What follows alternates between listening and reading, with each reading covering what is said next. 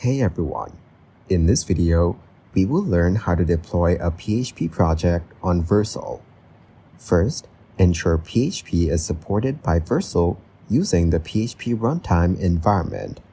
Then, create a new project folder or navigate to your existing PHP project in VS Code. Next, install the Vercel CLI by running pm install-g Vercel in your terminal.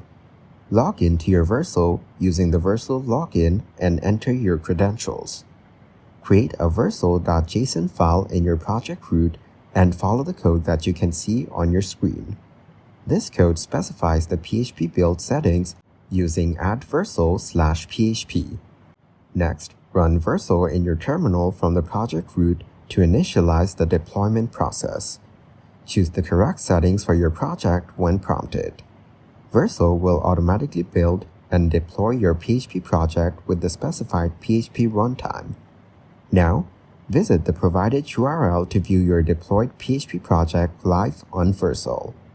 Thanks for watching. Don't forget to like and subscribe to see more content like this.